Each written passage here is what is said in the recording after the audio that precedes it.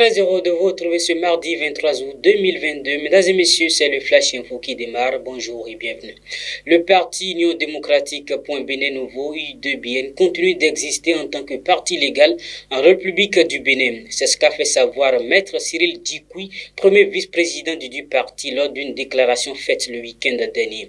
Celle-ci fait suite au divorce intervenu entre le bloc républicain et son parti mercredi 17 août. À l'en croire, l'accord politique entre le BR et l'UDBN parle de mise ensemble et d'adhésion ou de fusion. Si l'accord qui a été signé n'est point respecté, cela ne signifie pas que l'UDBN disparaît comme parti politique légal, a-t-il fait savoir.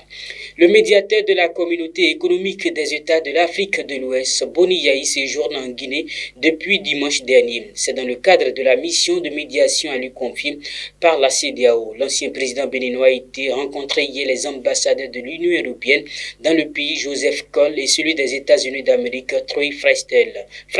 Voilà. La mission de Boni Yahi en Guinée est d'obtenir des militaires au pouvoir, une transition raisonnable, un retour de pouvoir aux civils. Au Kenya, Raila Odinga conteste les résultats des élections présidentielles du 9 août dernier. Il a déposé hier lundi un recours devant la Cour suprême pour contester les résultats du scrutin qu'il a déclaré perdant derrière le vice-président sortant William Ruto. Le détail des points que Raila Odinga a choisi d'attaquer sera dévoilé au cours des audiences qui pourraient avoir lieu la semaine prochaine. Le verdict, lui, est attendu sous 14 jours, donc au plus tard le 5 septembre. En sport, le championnat national scolaire aborde son dernier virage avec les derniers matchs qui se disputent.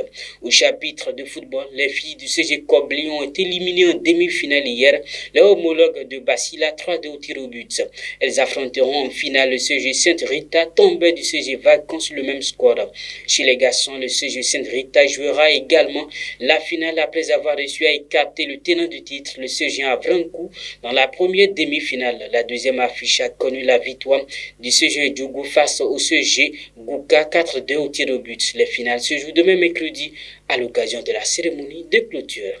Et nous, par ici, nous allons clôturer ce Flash Info, mais en attendant, place à la pub. Savez-vous qu'à Cotonou, il existe une école de cycle préparatoire aux grandes écoles d'ingénieurs, le CPMS, le cycle préparatoire Sainte-Marie-Stella. Au CPMS, suivez une formation tournée vers l'international dès le cycle préparatoire et poursuivez vos études d'ingénieur dans les grandes écoles d'ingénieurs en Europe sans passer un concours.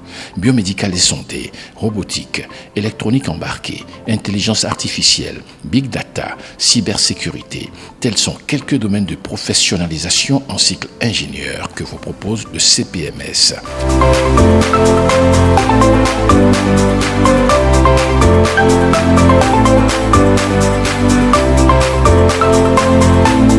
Le CPMS est ouvert aux bacheliers des séries C, D, E et F. Contact 62 72 10 72. Merci d'avoir été des nôtres. Retrouvez Astrid Tossavi à 19h15 pour l'édition du soir.